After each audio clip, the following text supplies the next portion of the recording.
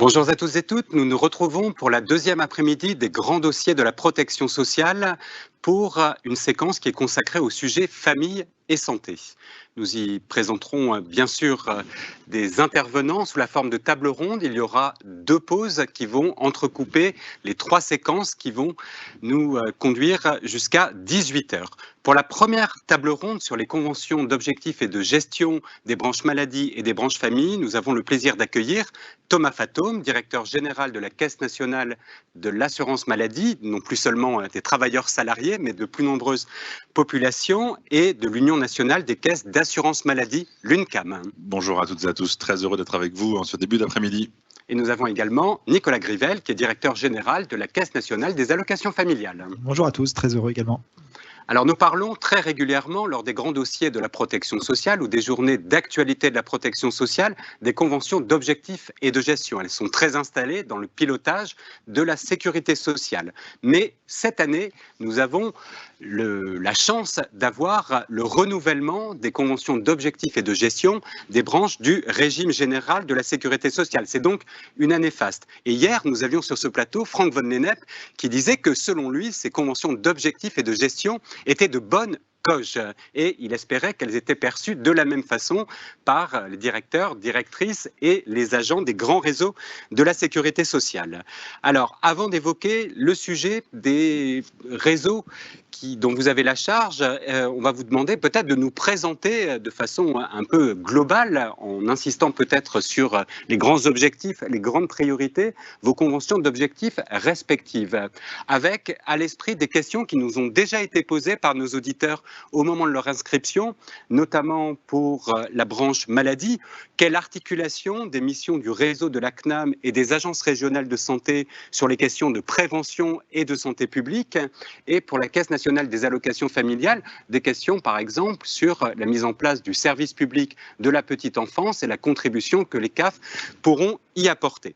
Alors est-ce qu'on peut vous demander à tous les deux de nous présenter votre vision en fait des grands enjeux, des grands objectifs que vous allez porter dans le cadre de ces nouvelles COG 2023-2027, en commençant peut-être par la branche maladie et Thomas Fatome s'il le veut bien. Ça marche. Je vais essayer en effet de résumer. Je vais évidemment pas contredire le directeur de la sécurité sociale pour partager le fait que la négociation a été longue et difficile, mais je crois qu'on a abouti, en tout cas pour ce qui est de la maladie, sur une COG cohérente, ambitieuse. Et j'étais vendredi avec les équipes en Nouvelle-Aquitaine pour justement dans ce cadre un tour de France que je fais pour présenter. J'ai le sentiment qu'elle est de mieux en mieux appropriée par le réseau, même si elle est exigeante sur notamment les restitutions d'effectifs. Quelques mots, j'ai juste, je crois, deux slides à partager avec vous. Voilà, on va les afficher à l'écran. Voilà, et qui sont, je peux même revenir à la première slide. Voilà, simplement pour se dire qu'on est reparti de choses très simples en lien avec le conseil de la CNAM et en lien tout de même avec la situation, je dirais, actuelle, en tout cas au moment où on a engagé la discussion de la COG. 3 priorités: agir pour la santé, consolider la qualité de service, garantir la bonne utilisation des ressources. C'est tout à fait basique, mais peut-être se dire que ça résonne avec la situation actuelle du système de santé post-crise. Les tensions sur la démographie médicale, sur l'accès aux soins, sur les déserts médicaux, c'est vraiment, la première priorité, c'est d'agir pour l'accès aux soins, l'accès aux droits des assurés sociaux. La qualité de service, elle était honnêtement, avant la crise, dans une maîtrise, j'allais dire, globale et avec une numérisation, une diminution de nos canaux de contact physiques, en tout cas des recours. Elle a été très chahutée par la crise et donc consolider cette qualité de service post-crise et évidemment l'améliorer, je reviendrai, c'est le deuxième item. Et puis la bonne utilisation des ressources de l'assurance maladie. Là aussi, en lien avec les déficits très élevés, on sera en 2023 entre 9 et 10 milliards d'euros de déficit. C'est 2 fois moins qu'en 2022, mais évidemment une acuité particulière d'un déficit de l'assurance maladie post-crise qui va rester, en tout cas dans les prévisions du gouvernement, supérieur à 9 milliards d'euros. Donc des enjeux significatifs sur la gestion du risque, la lutte contre la fraude et donc la bonne utilisation des ressources. Si j'essaye maintenant on a traduit donc ces 3 priorités, encore une fois très simples, par 6 axes que vous avez dans le slide suivant, qui sont aussi assez simples. Je vais à chaque fois essayer de faire quelques zooms sur chacun d'entre eux. Peut-être juste partager avec vous d'abord 2 nouveautés un peu, parce qu'on retrouve des usual suspects en bon français, des coges maladies, mais deux éléments vraiment importants, la prévention et la lutte contre la fraude, qui deviennent des axes à part entière en tant que tels. Jusque-là, ils étaient un peu, non pas noyés, mais un peu dilués dans les programmes de gestion du risque. Là, on en fait vraiment des axes en tant que tels. C'est pas un hasard, c'est parce que avec le conseil, avec le réseau et bien sûr avec l'État, on a souhaité monter, je dirais évidemment, les objectifs et le cahier des charges sur ces axes-là. Je vais y revenir. 2 éléments aussi que je voulais évoquer, un peu des fils rouges ou des fils verts, comme je le dis parfois. Fil vert de la transition écologique, qui est aussi quelque chose de nouveau dans cette coge. Comment l'assurance maladie, bien sûr, décarbone son existence même en tant qu'institution. Les plus de 60 000 collaborateurs, avec les 15 000 collaborateurs de l'UGCAM, consomment du carbone. Mais cet enjeu-là est important, mais au-delà de ça, et on en parlait avec Lucas et les directeurs de Caisse nationale il y a une quinzaine de jours, comment on aborde la transition écologique du système de santé. Notre système de santé, c'est 8% des gaz à émissions, des gaz à effet de serre de notre pays. Eh bien, on peut faire bouger le système de santé. Et d'ailleurs, ça rejoint souvent des actions communes avec la prévention pour décarboner le système de santé. Et l'autre fil, là, qui est plutôt vraiment un fil rouge, c'est celui de numérique en santé, qu'on va retrouver dans l'axe 4 sur la gestion du risque, mais qui en fait irrigue la plupart des axes, parce que derrière la prévention, derrière aussi l'accès territorial aux soins, derrière l'offre de services de l'assurance maladie, il y a évidemment les enjeux autour du déploiement du numérique en santé et de la feuille de route du Ségur. Si j'essaye, et pardon, je vais le faire très très vite, parce que comme pour toutes les branches, évidemment, les coges embrassent beaucoup de sujets, partagés sur chaque axe les 1 ou 2 objectifs vraiment majeurs. L'axe 1 sur l'offre de service, on va y revenir, je pense, beaucoup avec Nicolas sur ce qu'on fait avec nos 2 réseaux, et comme Jean-Philippe, tu nous y invitais. L'axe 1, pour nous, il est avant tout un axe sur l'offre de service, sur les prestations en espèces, sur les arrêts de travail, comment on améliore substantiellement les délais de liquidation des arrêts de travail. Objectif, 20 jours de délai de liquidation des arrêts de travail, contre entre 25 et 35 jours aujourd'hui, selon les organismes. Donc, vraiment un progrès clé à faire. D'autres objectifs, bien sûr, sur l'offre de services multicanal, sur le dites-le-nous une fois, on y reviendra, je pense, tout à l'heure. L'axe 2 sur l'accès territorial et financier aux soins, je le disais, c'est vraiment un des cœurs du réacteur de cette coge maladie.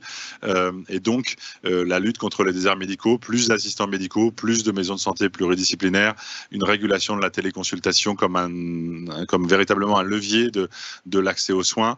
On est vraiment dans le prolongement des démarches qu'on a déjà engagées, le maillage des CPTS, bien sûr, également, en signalant aussi la réaffirmation dans cette coge de la place des UGCAM comme l'offre de soins de l'assurance maladie. On ne le sait pas suffisamment, on se le redit.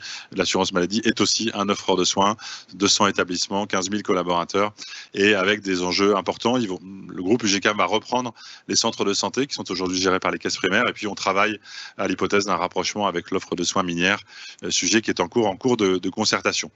L'axe 3, je le disais, c'est l'axe de la prévention et la transition écologique du système de santé. En se disant, la coge essaye de le faire, la prévention, tout le monde est d'accord, tout le monde doit en faire plus, tout le monde trouve qu'on n'en fait pas assez. De quoi on parle ? 4 objectifs vraiment prioritaires. La reprise des dépistages, des invitations des dépistages organisés des cancers. L'assurance maladie va reprendre cette gestion-là début 2024. La vaccination, notamment grippe, Covid, aussi HPV, et puis d'une certaine manière bronchiolite, même si ce n'est pas exactement de la vaccination. La santé des enfants, 3e item sur lequel on a des indicateurs qui sont en retard. Et puis 4e volet, là c'est plus un objectif de moyens, le déploiement des bilans de prévention aux âges clés de la vie. Vous le savez, c'était dans la loi de financement de l'année dernière, des bilans pour les jeunes actifs que nous sommes, 45-50 ans, les 60-65 et les 70-75, comment on amène les gens qui en ont le plus besoin vers ces bilans de prévention. On retrouve d'ailleurs une mesure dans le PLFSS 2024 qui vient aménager les modalités de mise en œuvre de ce rendez-vous prévention pour les Exactement, et rendez-vous en octobre donc en Hauts-de-France, puisque les premiers tests vont se déployer en Hauts-de-France autour de la population des 45-50 ans pour tester les outils.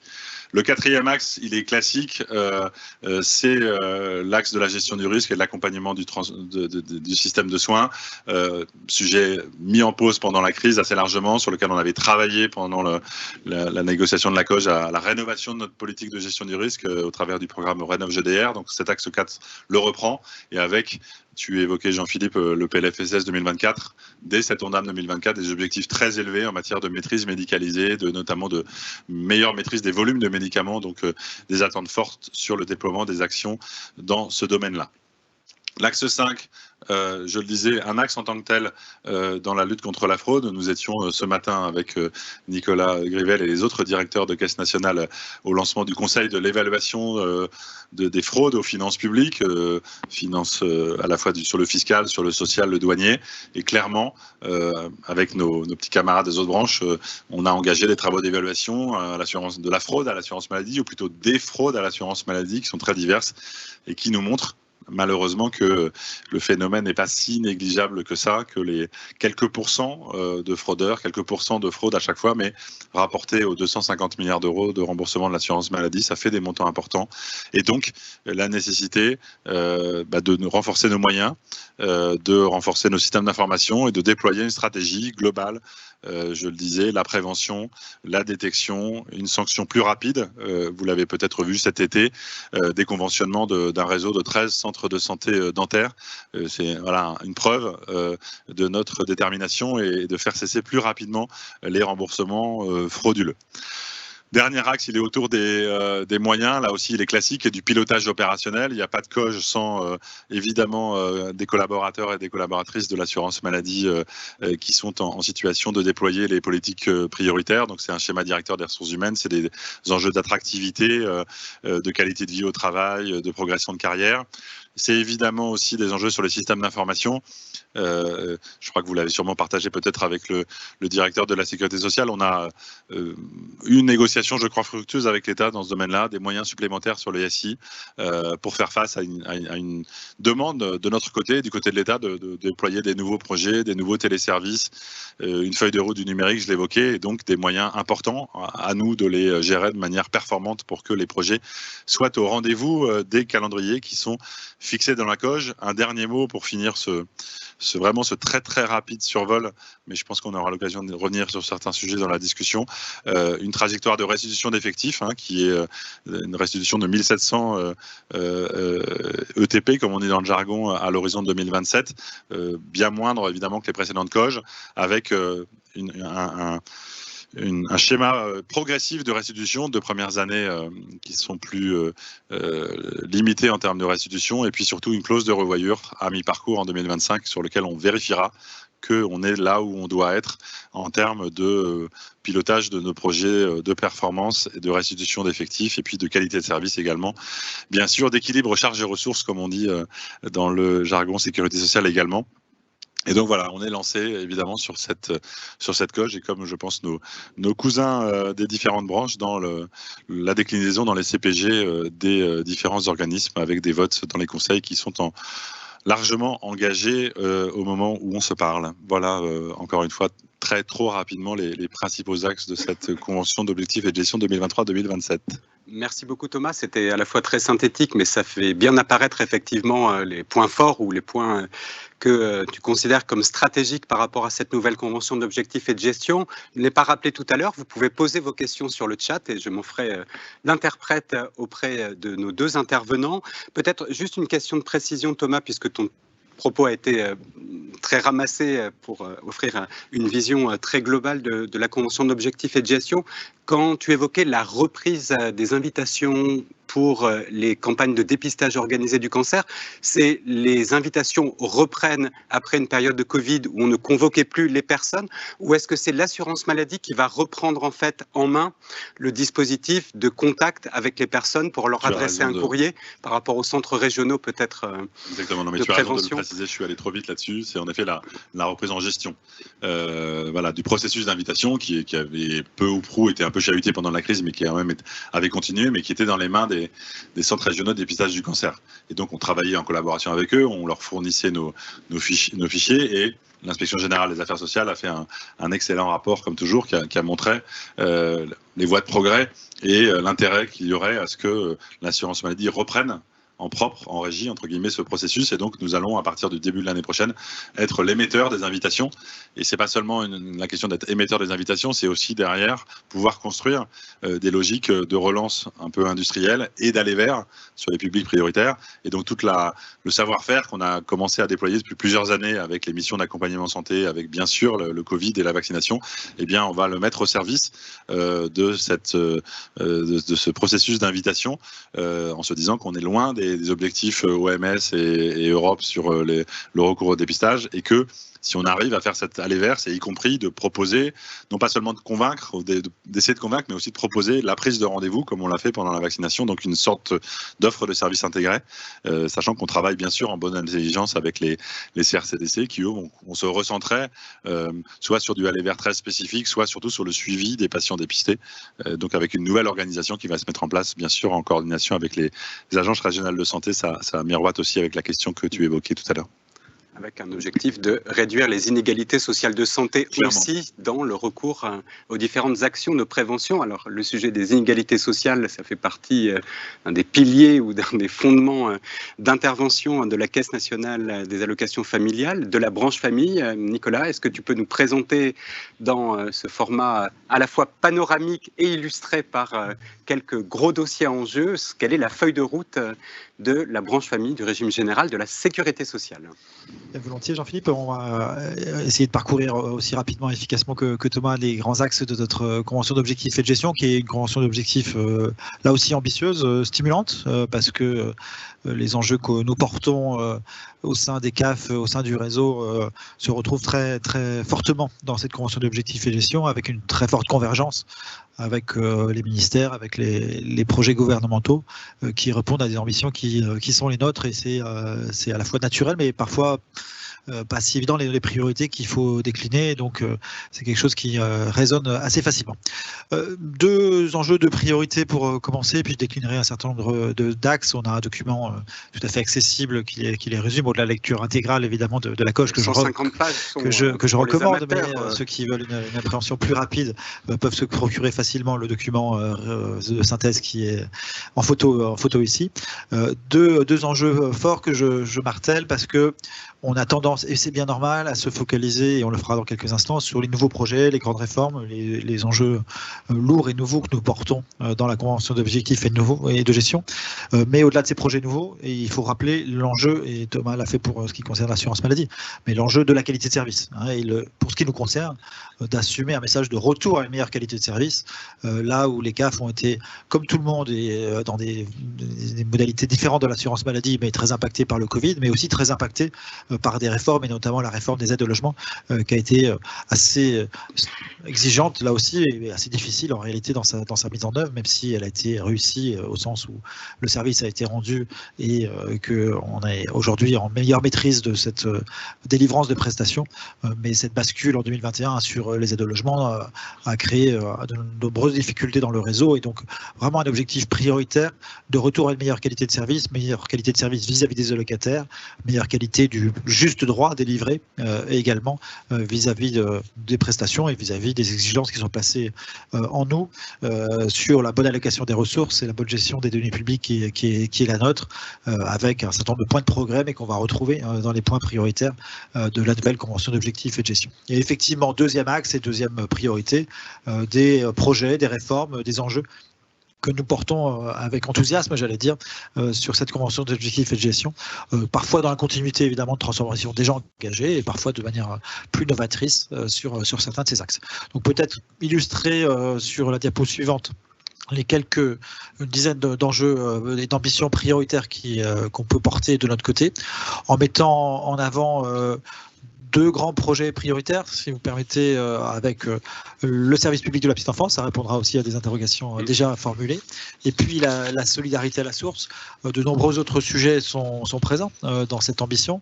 On en retrouvera, je signale juste en passant, la déconjugalisation de l'allocation adulte handicapé, puisque nous sommes dans le mois d'entrée en vigueur de cette réforme, qui a été une des premières mesures votées au début de ce quinquennat, et qui était une exigence présidentiel, un engagement fort, et un calendrier là aussi exigeant, et sur lequel il y a une très forte mobilisation pour être au rendez-vous de cette réforme, et ça devrait être le cas ce mois-ci avec le versement des premiers droits d'octobre au 5 novembre, comme d'habitude, mais dans les nouvelles modalités de cette prestation.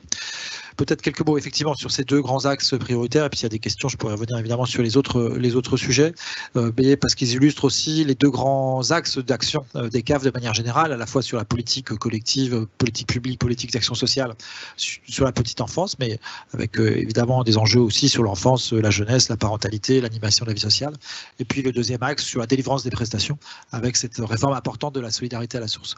Donc service public de la petite enfance, qu'est-ce que ça veut dire? C'est la mobilisation collective, la mobilisation générale de tous les acteurs au regard de cet enjeu de la petite enfance et des enjeux qui s'y attachent sur la conciliation de la vie familiale et vie professionnelle d'une part, et puis le développement des enfants d'autre part, avec une démonstration déjà assez éprouvée du fait que beaucoup de choses se jouent dans ces années, et que la façon d'accéder à une offre collective d'accueil des jeunes enfants est un facteur important du développement.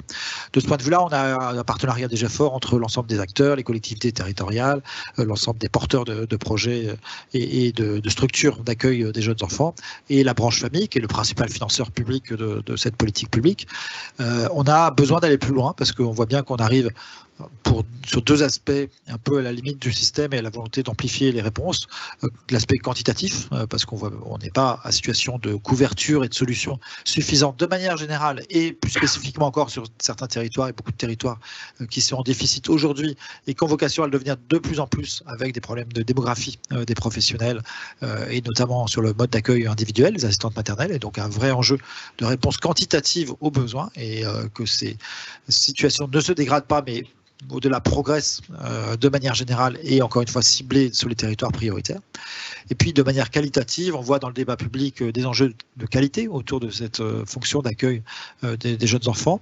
Beaucoup de choses qui se passent évidemment très bien, mais parfois des situations difficiles qu'il faut mieux prévenir, mieux accompagner, et de manière générale donner la confiance à l'ensemble des familles sur ce service public de la petite enfance. Et donc, à l'appui de cette ambition, il y a un dispositif de gouvernance rénové qui a vocation à se mettre en place. Alors, dans les vicissitudes de débat parlementaire, on a un article qui portait ce sujet, qui a été supprimé au débat de l'Assemblée nationale la semaine dernière, mais qui a peut-être vocation à revenir la semaine prochaine dans le débat conclusif entre les assemblées. Mais j'allais dire, quel que soit le sort de ce débat parlementaire, il y a un consensus sur le fait qu'il y a besoin de ce service public de la petite enfance, et qu'il y a besoin d'un partenariat de tous les acteurs autour du bloc communal et la fonction organisatrice de la collectivité territoriale. Et puis, il y a une fonction d'accompagnement très forte qui est dévolue à la branche famille sous 2 angles. Un accompagnement financier très important. On sera en 2027 à 1,5 milliard en plus sur les dépenses petite enfance par rapport à ce qu'on faisait jusqu'à maintenant sur la COJ, autour de 4 milliards par an. Donc, une amplification quand même très conséquente sur ces sujets pour à la fois faire plus et faire mieux. Et puis aussi un accompagnement, et j'y tiens beaucoup, c'est important, un accompagnement méthodologique, une ingénierie, un conseil vis-à-vis des collectivités, un savoir-faire qu'on partage déjà, mais qu'on doit partager encore plus au niveau territorial pour aider les projets à émerger et l'offre à se structurer, se consolider sur tous les territoires. Donc la première illustration, on pourra y revenir s'il y a d'autres questions, sur la petite enfance. Deuxième illustration d'une réforme importante, qui est celle de la solidarité à la source, avec le sujet de la délivrance des prestations, et notamment de 2 prestations que sont le RSA et la prime d'activité, après la réforme déjà réalisée sur les aides au logement, avec l'idée que là aussi notre système de délivrance des prestations arrive à ses limites par le poids qui fait peser sur nos allocataires et la complexité qui repose sur ces allocataires, et par la qualité dégradée du service public qui s'y attache, puisque nos allocataires font énormément d'erreurs dans la déclaration. C'est compréhensible vu la complexité, et ça impose pour nous de vérifier, contrôler, rectifier et procéder à des recouvrements d'indus dans des cas nombreux. Et donc là aussi un vrai potentiel d'amélioration par une réforme très ambitieuse qui se dit on va nous-mêmes connaître les ressources de nos allocataires de mieux en mieux, et leur dire écoutez, c'est pas la peine que vous ayez à faire ces déclarations vous-même, vous vérifiez simplement, comme ça a été fait sur les impôts, aller vers des feuilles de déclaration pré-remplies sur les déclarations trimestrielles, en leur disant, ben voilà, ce qu'on a comme information. Si vous confirmez ces informations, la délivrance de la prestation se fait sur cette base-là. Alors directement sur le juste droit. C'est l'objectif, évidemment, c'est de dire aujourd'hui on a un juste droit qui est très très compliqué à établir. La Cour des comptes nous l'a douloureusement fait remarquer en ne certifiant pas les comptes au regard de cet élément principal, le poids des erreurs dans la délivrance des prestations et du système déclaratif. Et donc on a une réforme qui par étapes successives, j'insiste sur ces expérimentations avant généralisation, ces tests, ces étapes itératives plutôt que le grand changement qui se passe du jour au lendemain et avec tout ce que ça peut induire comme difficulté, par étapes successives va dessiner un mode de délivrance des prestations complètement différent et modernisé, et on l'espère beaucoup simplifié et beaucoup propice à un meilleur service public et propice derrière à un meilleur accès aux droits, parce que le renonciation des droits est aussi beaucoup lié à ces difficultés et à cette instabilité des droits. Donc un projet sur lequel non-recours aussi. Eh bien, c'est la logique, c'est zéro, on en est loin sur un certain nombre de prestations. Celle dont je parlais, c'est 25 à 30% de non-recours. Mais déjà améliorer significativement ces indicateurs, ces résultats, c'est une façon aussi d'être juste dans les politiques que nous menons. Voilà, 2 illustrations de projets très importants, avec peut-être pour insister sur 3 marqueurs qu'on a souhaité mettre dans cette convention d'objectifs et de gestion de manière un peu plus forte et plus différenciée que ce qu'on a pu faire dans la précédente génération. Un marqueur territorial, avec l'idée que les CAF sont et doivent être des acteurs territoriaux de premier plan, aux côtés des acteurs locaux, en partenariat avec les collectivités, en partenariat avec nos partenaires, et on reviendra sur le partenariat avec l'assurance maladie, et donc des CAF au niveau départemental, une présence territoriale, une capacité de conseil à ces acteurs, et une capacité du réseau à s'organiser pour faire vivre cette territorialisation, y compris en mutualisant un certain nombre de fonctions pour garder une force et une capacité d'action à l'échelon départemental. Deuxième marqueur qu'on a voulu indiquer, c'est celui de la transition écologique. Comme Thomas le disait, on est aussi très engagé sur ce sujet en direct, mais aussi par notre financement d'un certain nombre d'actions et de partenaires. Je parlais des crèches en particulier, mais on peut parler de l'ensemble des établissements et services que nous finançons, qui ont à la fois une empreinte eux-mêmes par leur activité, et puis qui ont aussi un rôle de relais vis-à-vis de la population, de contact, de proximité vis-à-vis des familles, des parents, des enfants, et donc aussi un rôle important de sensibilisation, d'accompagnement du changement sur ces enjeux très significatifs de la transition écologique. Et puis troisième marqueur, celui de l'innovation, parce qu'on a une branche comme d'autres évidemment, mais on est très positionné sur ces enjeux d'innovation, la capacité locale des CAF aussi d'être innovante et d'avoir cette capacité d'adaptation à leur territoire, et puis avec l'idée d'aller toujours plus loin et toujours mieux sur un certain nombre de thématiques qu'on ne peut pas forcément toutes généraliser du jour au lendemain, mais c'est aussi une façon de semer des graines pour la suite, c'est de se dire que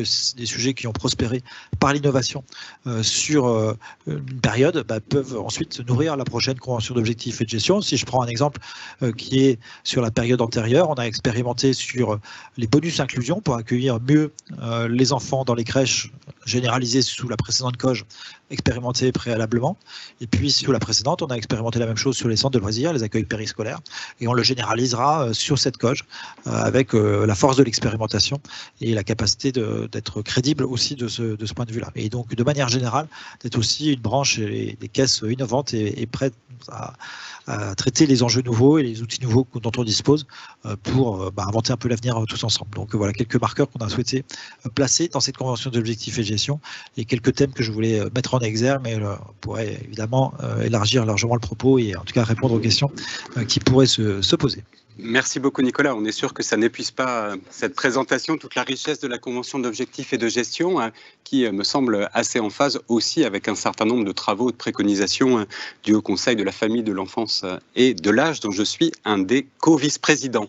Peut-être te poser quand même une question sur un marqueur très important des conventions d'objectifs et de gestion de la CNAF, notamment pour des partenaires extérieurs à la branche famille, c'est le Fonds national d'action sociale. Tu as indiqué des programmes progression conséquente sur l'effort de développement de l'offre structurée, professionnalisée d'accueil du jeune enfant, avec des sujets qualité qui se posent, comme on l'a vu au travers de rapports IGAS ou de livres de journalistes qui ont été publiés sur les crèches. Mais il y a aussi beaucoup d'autres actions que le FNAS vient financer. Tout à l'heure, nous parlerons dans une autre séquence du soutien à la conjugalité ou à la parentalité. Il y a l'accueil de loisirs pour lesquels les communes comptent beaucoup, ou interco, sur le soutien des CAF. Il y a les centres sociaux. Donc, est-ce que c'est un FNAS qui permettra d'être, je dirais, ambitieux dans les autres domaines que celui très nécessaire de l'investissement dans l'accueil du jeune enfant et le service aux familles rendu au travers de la garde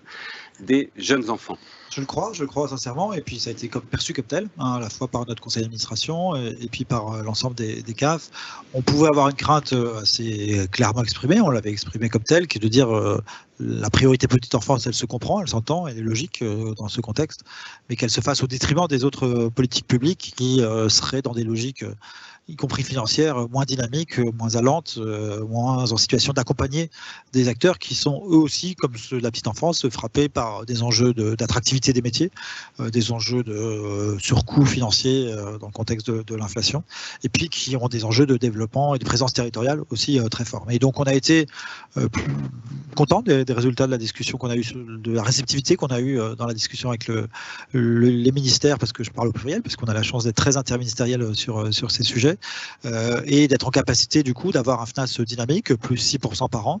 Ça fera plus de 2 milliards au total. Je disais 1,5 milliard sur la petite enfance, mais au total 2 milliards en plus en 2027 par an par rapport à ce qu'on mettait en 2022 sur le Fonds national d'action sociale. Ça veut dire qu'on est en capacité d'accompagner les différents secteurs de l'enfance, de la jeunesse, de la parentalité, de l'animation de la vie sociale, de manière différenciée selon les enjeux, la temporalité, la maturité d'un certain nombre de dispositifs, mais on va pouvoir faire à la fois du développement quantitatif et qualitatif et prendre en compte un certain nombre de coûts, y compris salariaux. On parle beaucoup des sujets d'attractivité, de l'impact. Il y a une conférence sociale la semaine prochaine sur les salaires. On voit bien que nos secteurs sont très concernés par ces thématiques.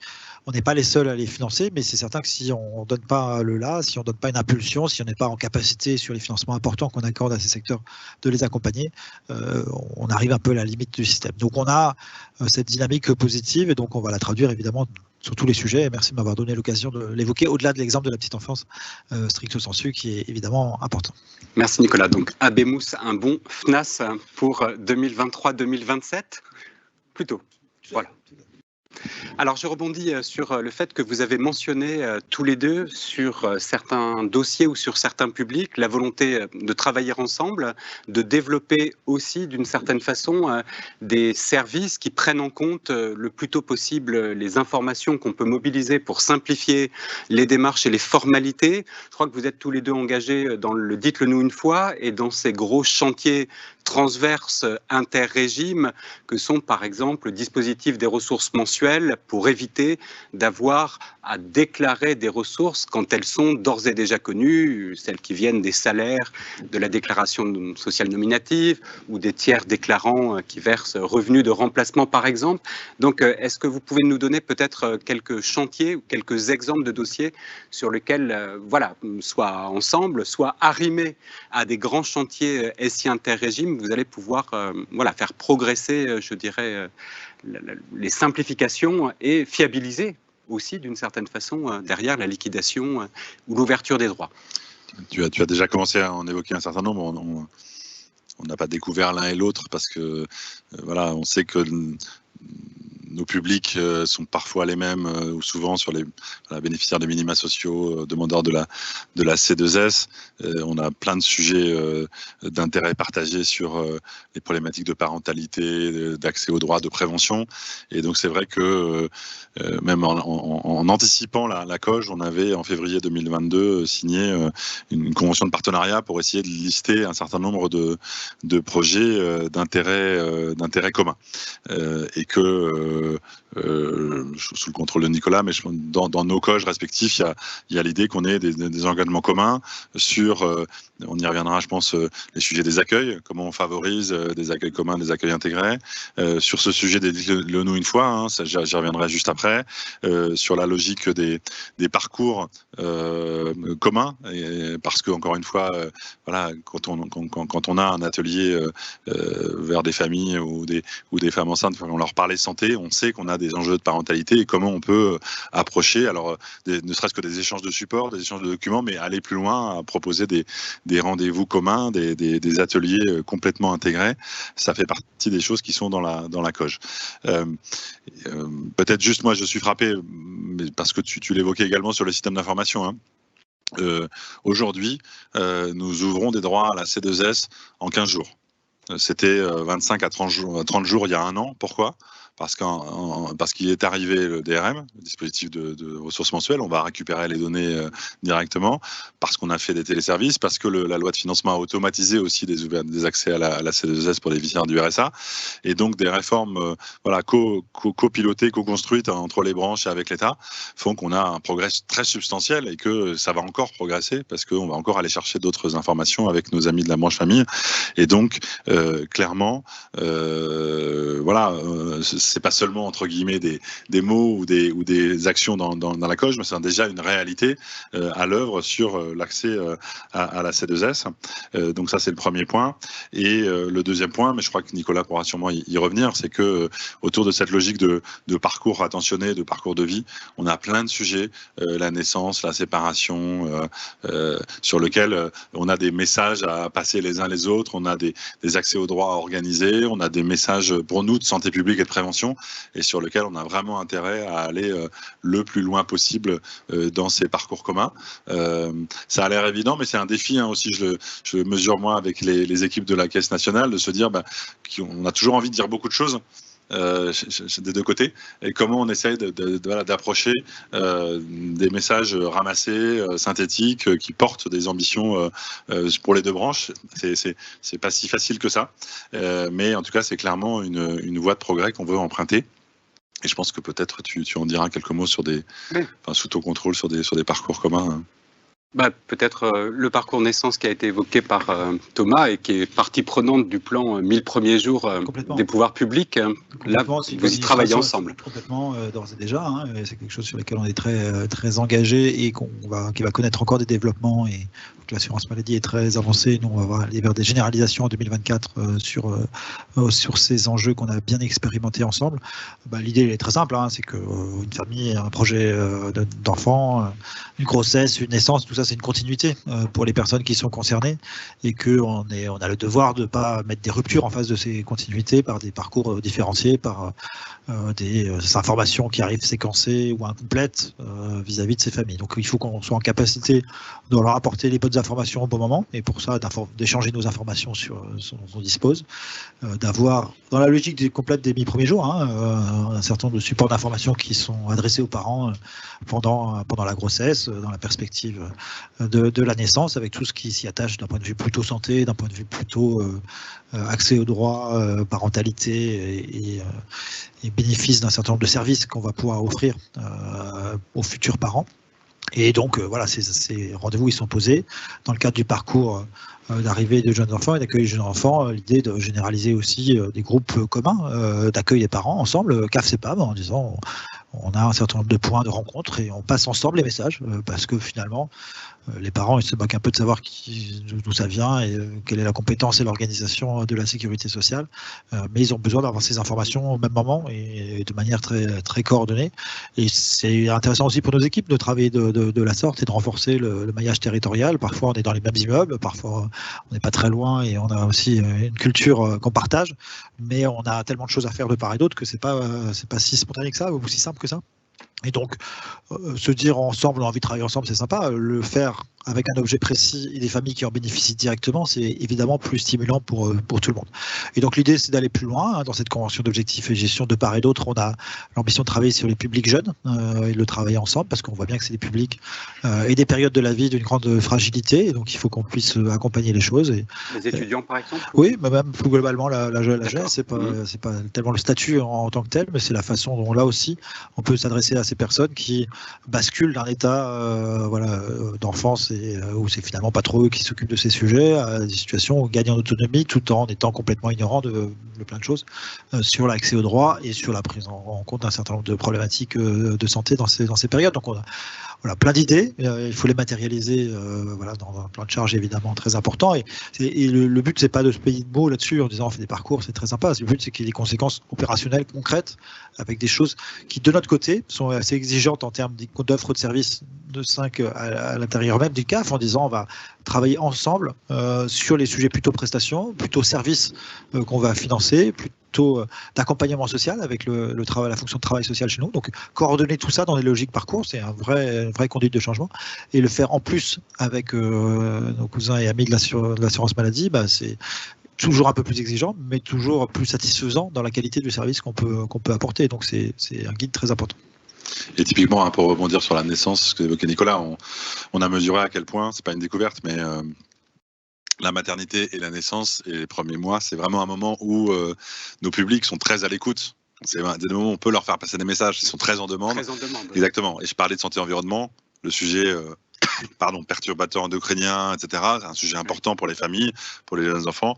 Et voilà, pouvoir dire à la fois que la famille les guide dans les prestations familiales et dans la parentalité, et que nous, on passe nos messages de santé publique, c'est des moments clés et sur lesquels on se dit qu'il faut capitaliser là-dessus parce que et pareil pour la maternité, le bon usage du médicament, les soins dentaires, etc. C'est aussi des moments où on sait la vaccination, on sait que c'est des moments où les assurés sont réceptifs à des messages qu'on peut leur passer. Donc à nous de saisir avec nos amis de la Manche Famille ces moments pour essayer de proposer, et Nicolas le disait, les assurés, peu importe que ce soit la famille ou la maladie, l'important c'est qu'on arrive à les attraper, si j'ose dire, dans le bon sens du terme, pour leur passer des messages. C'est la sécurité sociale. Exactement, c'est la grande famille de la sécurité sociale. Effectivement, quelque chose d'assez indéterminé d'une certaine façon. Et après, j'imagine que l'approche va être multicanale. Il y avait déjà eu, je pense, dans certaines régions, un travail fait par CAF, CEPAM autour de webinaires pour les futurs parents, effectivement. Donc, faire passer les messages sous différentes formes en utilisant aussi des approches. Des familles et des populations, évidemment, sur ces sujets qui n'ont pas tous les mêmes besoins au même moment et de la même façon. Oui. Alors, vous évoquez les rapprochements, y compris en termes d'accueil ou en termes de caisse. Vos deux réseaux ont la particularité d'avoir gardé une maille départementale très forte. Je crois que c'est dans l'ADN de vos deux branches, même s'il y a un échelon régional du côté de la maladie. Moi-même visité un très bel accueil commun à Belfort, qui avait été réaménagé, réagencé. Il y a aussi des caisses qui se sont rapprochées juridiquement avec des fusions entre la gestion de la maladie et de la famille, notamment dans les Hautes-Alpes. Donc, est-ce que c'est plutôt des rapprochements que vous encouragez? Est-ce que c'est plutôt du cas par cas en fonction de la volonté aussi des administrateurs ou des directions? Comment vous envisagez un peu de guider le cas échéant? C'est clairement quelque chose qu'on encourage. On n'a pas dans nos coges d'objectifs quantitatifs et de choses très normées. Mais l'idée que dès lors que notamment des projets immobiliers se mettent en œuvre, qu'on ait le réflexe de se dire, voilà, est-ce qu'il y a une opportunité de se rapprocher? Et avec, c'est vrai aussi, aujourd'hui on a à peu près, alors ça dépend comment on compte, mais une vingtaine d'accueils communs. Et je disais comment on compte parce qu'il y a accueil commun où la réalité c'est que les accueils sont dans le même site, mais en réalité à gauche la famille, à droite la maladie. Il y a la même porte palière pour rentrer, mais après... Et c'est pas du tout une critique d'ailleurs, mais il n'y a pas plus que ça. Et puis il y a quand même de plus en plus cette logique un peu d'accueil intégré où c'est plus que ça. C'est vraiment des équipes qui ont construit de façon commune une approche de l'accueil et du coup pouvoir derrière dérouler des logiques de rendez-vous des droits, de 360, etc., etc. Ça, clairement, on souhaite le pousser, mais là aussi en comptant sur les dynamiques locales. Moi, j'ai l'impression qu'elles sont à l'œuvre dans les prochaines semaines. On a différentes inaugurations qui montrent que ça se met en place sous le contrôle de Nicolas. Il se trouve aussi que quelque part, ce que j'ai un peu découvert d'ailleurs en arrivant, nos politiques d'accueil ont un peu tendance à se rapprocher sur l'équilibre entre le rendez-vous et le tout venant. Niveau 1 et niveau 2 plus approfondi. C'est pas exactement la même chose, mais là où ça pouvait être compliqué, ça converge pas totalement, mais ça se rapproche. Donc c'est plus facile pour les équipes d'organiser ça. Et pour en avoir visité un certain nombre, j'ai le sentiment que quand l'alchimie prend, et elle prend finalement assez facilement, c'est quand même une offre de service qu'on peut développer vis-à-vis des assurés qui est efficace. Si je peux rajouter, je partage complètement ce que Thomas disait. C'est vrai qu'il y a aussi la diversité des sites. Il y a des sites où on est dans les mêmes immeubles d'ores et déjà. Il y a des sites sur lesquels on n'est pas au niveau du siège, on est sur des antennes ou des sites un peu plus locaux. On voit bien qu'il y a aussi une question de complémentarité à trouver dans une offre de service locale au service d'une population qui doit continuer à avoir cette offre localement. Et donc cette complémentarité, elle se travaille, je trouve, assez bien avec la conscience malgré tout de la grande richesse de nos différents dispositifs et donc de ce qu'on appelle la charge cognitive. Elle est déjà très importante pour nos salariés respectifs, chacun dans son champ. Donc on n'a pas la prétention de dire que demain matin on a des gens polyvalents sur tous les sujets, mais cette capacité quand même de simplifier la vie des allocataires, usagers, assurés dans notre mode de fonctionnement, à beaucoup d'endroits c'est propice. Est-ce que tu évoques fait aussi le lien avec le fait qu'il y a entre guillemets un troisième larron, un troisième acteur qui n'existait pas dans les précédentes coches, qui est France Service, qui est aussi un élément, mais sur lequel on le vit en tout cas de notre côté comme de la complémentarité sur ce premier niveau d'accueil qui sera jamais par définition, et heureusement, et de toute façon ça serait pas possible, être multi-compétent compte tenu de l'ampleur des sujets qu'ils traitent, mais qui est quand même par un maillage territorial quand même aujourd'hui assez performant, plus de 2500 je crois points France Service, nous permet de nous projeter quelque part dans des zones où on n'était plus, où on était très très peu, et de se dire dans une bonne articulation avec les guichets d'accueil, d'organiser de la prise de rendez-vous, de la visio-guichet, du visio-guichet, etc. Enfin, des modes différents, mais ça marche plutôt bien, quoi. Dans le maillage territorial, je trouve que c'est un plus, et je pense pour nos différents publics. Quant aux caisses communes, puisque la question a été posée, on a effectivement eu l'occasion de lancer, notamment dans les Hautes-Alpes, la nouvelle caisse commune, avec la conviction, je crois, très partagée que c'est une modalité qui restera plutôt de l'ordre de l'exception et qui doit être une modalité très initiée par le local. C'est-à-dire qu'on peut imposer une fusion à des acteurs locaux et un processus très, très complexe, un processus lourd. Et donc, il faut qu'il y ait une adhésion très forte au niveau local qui s'est retrouvée dans certaines configurations, qui pourrait se retrouver dans d'autres dans les années qui viennent. Et la conviction qu'on a partagée aussi ensemble, y compris dans cette visite à Gap, plutôt d'un aboutissement d'un processus déjà de rapprochement de beaucoup de fonctions, de beaucoup de travaux de fond qui permettent d'y arriver.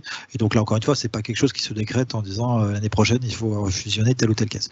Donc on est à l'écoute de ce qui peut remonter au niveau local, des potentialités que ça peut offrir, de la capacité pour les acteurs locaux, la décision elle est simple, elle est de se dire si les centres de décision ont le risque de partir ailleurs, il vaut mieux les conserver sous une forme différente à l'échelle départementale, ce qui a été travaillé localement. Voilà, mais c'est quelque chose qui, encore une fois, répondra à des sollicitations et des problématiques locales particulières, parce que le but c'est que ça fonctionne et c'est une condition sine qua non pour que ça fonctionne.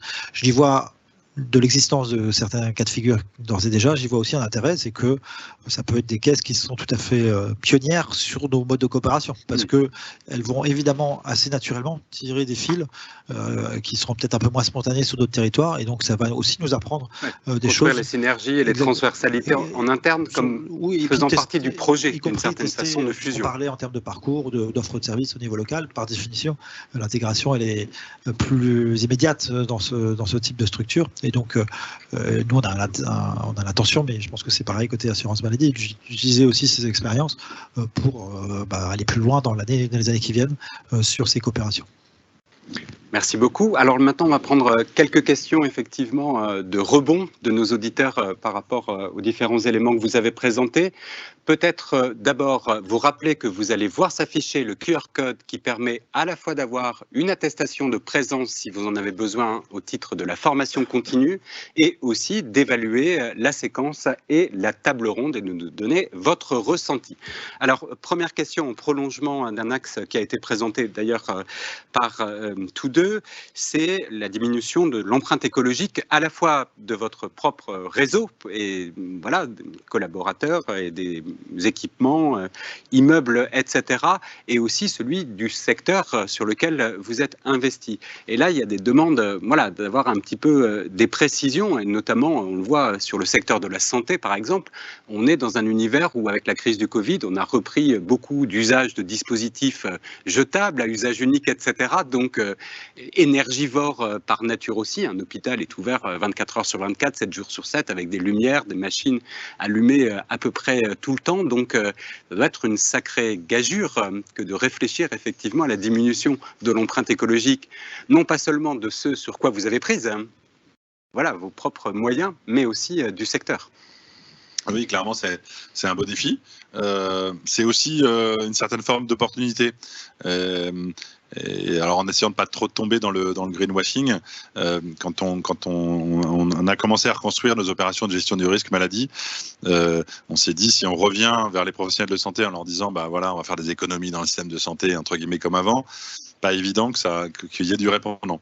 Dès lors qu'on engage aussi un dialogue sur les enjeux de sobriété, de décarbonation dans les équipes hospitalières comme en ville. On l'a vu avec les pharmaciens, notamment quand on a négocié la convention. Il y a un vrai répondant. Ça parle différemment, ça parle mieux. Et donc il y a aussi quelque part un levier à utiliser de ce point de vue-là, parce que ça, en fait, les objectifs se rejoignent. Plus de sobriété dans le système de santé, bah, c'est moins de dépenses inutiles et c'est moins de dépenses carbone. Donc voilà. Et après, c'est pas que des mots. Dans chaque convention qu'on signe avec les professionnels de santé, on essaye de mettre des choses là-dessus. Donc dans la convention pharmacien, il y a c'est quoi une pharmacie verte? Il y a un kit de la pharmacie qui consomme pas beaucoup de carbone qu'on a construit avec les pharmaciens. D'ailleurs, ça nous fait nous projeter sur des compétences qui ne sont pas immédiatement les nôtres. Avec les transporteurs sanitaires, on a négocié un accord, notamment, c'est pas un sujet totalement nouveau, mais transport partagé aussi, c'est un très bel exemple que voilà, si vous faites du transport partagé massivement, bah, c'est moins de dépenses carbone, c'est moins de dépenses pour l'assurance maladie. Et donc on va avoir avec les médecins, quand on va relancer la discussion avec eux, aussi une discussion sur, c'est évidemment des acteurs de la prescription des produits de santé majeurs, c'est quoi un cabinet aussi vert dans son fonctionnement, un cabinet sobre en carbone. Donc c'est vraiment quelque chose qu'on veut approfondir et les enjeux de prévention aussi derrière ça sont évidemment très significatifs. Le lien avec la santé environnement, un quart des maladies chroniques, vous le savez, sont liées, ce que dit l'OMS, à des facteurs de santé environnementaux. Donc on a un enjeu aussi en matière de prévention très très significatif, sans même aller jusqu'à des sujets de la branche AT-MP, du risque chimique, etc. Donc voilà, c'est vraiment, je pense que c'est pas du marketing, c'est pas cosmétique, c'est un virage qu'on est en train de prendre parce qu'il est cohérent aussi avec les fondamentaux de l'assurance maladie et que on n'aura pas un système d'assurance maladie et de santé soutenable s'il n'est pas décarboné réciproquement. La démarche One Health de l'assurance maladie. Nicolas, peut-être aussi...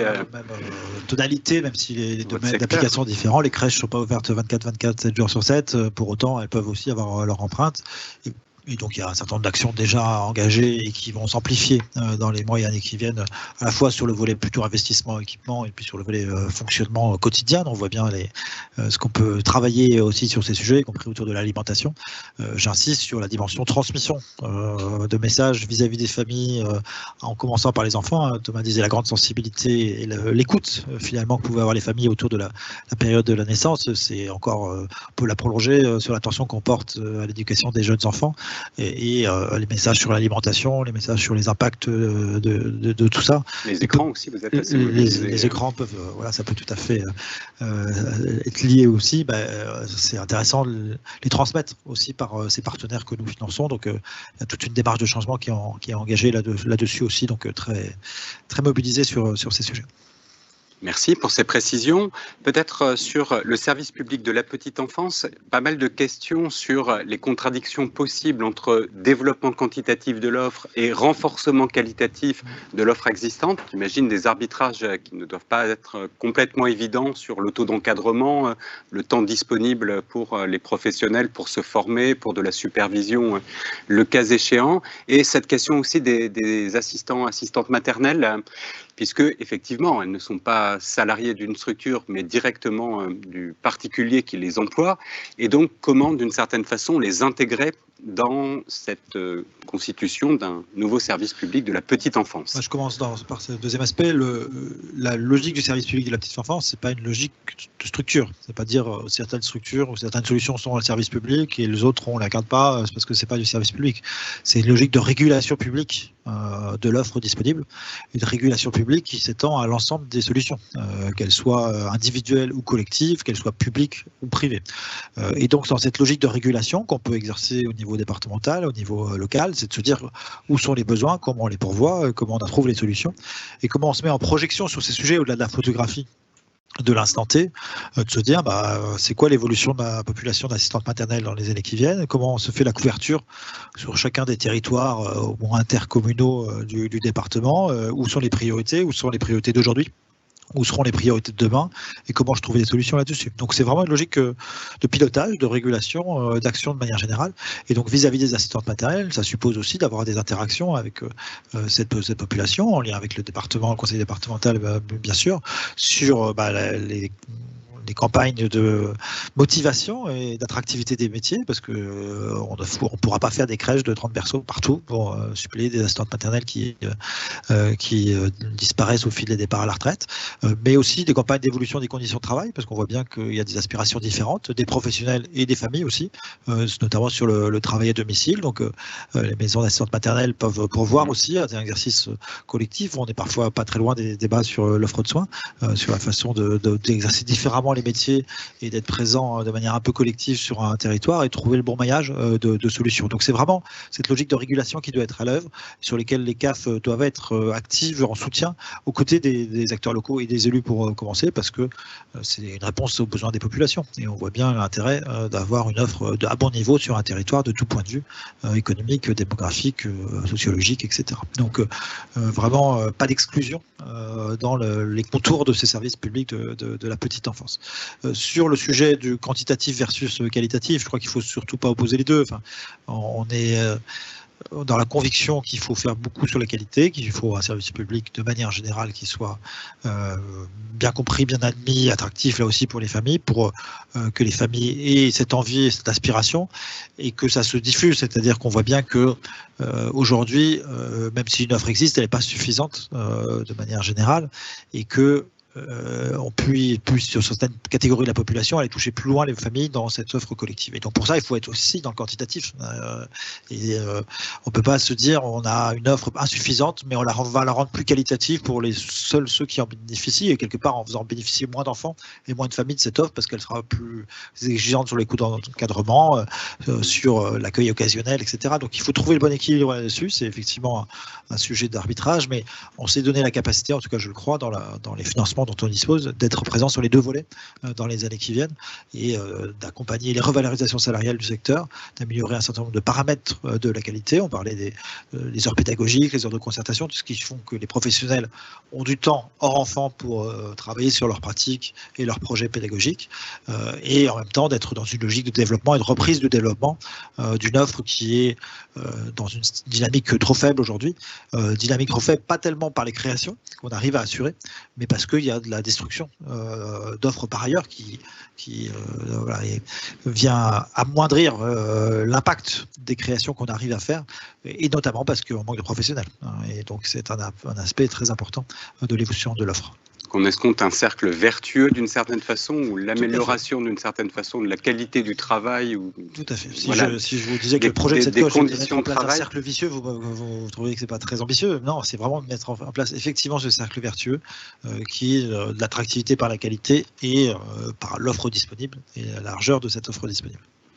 Merci Nicolas. Une dernière question sur la lutte contre les fraudes et sur le recours au data mining, et aussi un point que Thomas, tu n'as pas eu le temps d'évoquer, peut-être le devenir de la carte vitale, pour lequel il y a eu beaucoup effectivement de débats, de discussions. Faut-il la rendre biométrique? Faut-il passer à la e-carte vitale sur téléphone portable le cas échéant? Donc sur le data mining, on a vu des actions spectaculaires de contrôle de certains types d'offreurs, mais quels sont les axes de progrès qui sont fixés dans cette coche? Et peut-être notre vitale verte, d'une certaine façon, elle va évoluer, muer.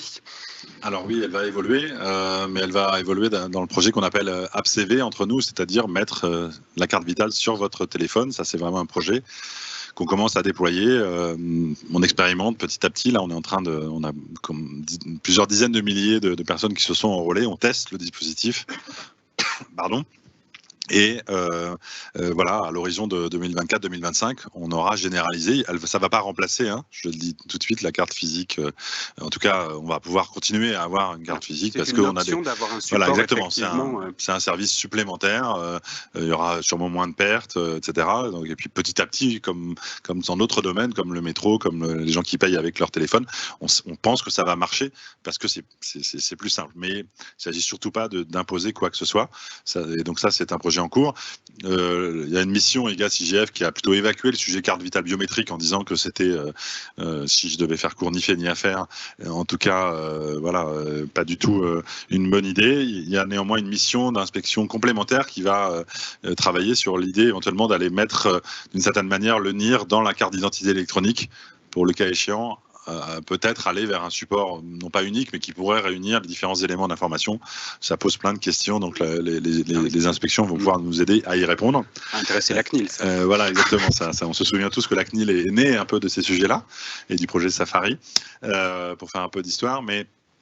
Et sur l'autre sujet, oui, data mining, clairement, l'idée d'aller plus loin dans l'utilisation de nos data, d'ailleurs à la fois sur l'accès au droit et la lutte contre la fraude, on a mis à disposition du réseau deuxième semestre de l'année dernière un nouvel outil, notamment sur le data mining, sur l'activité d'un certain nombre de professions de santé, pour essayer de croiser des requêtes pour pouvoir mieux identifier des atypies, un chiffre d'affaires important dans la journée, des actes répétitifs, etc., etc. Je ne vais pas dévoiler les secrets de fabrication, mais clairement, on est en train d'investir davantage, je pense que pareil avec nos cousins des autres branches, parce qu'on voit bien à quel point ces techniques-là nous aident à cibler et donc avoir des contrôles plus efficaces, et c'est clairement ce qui nous est demandé.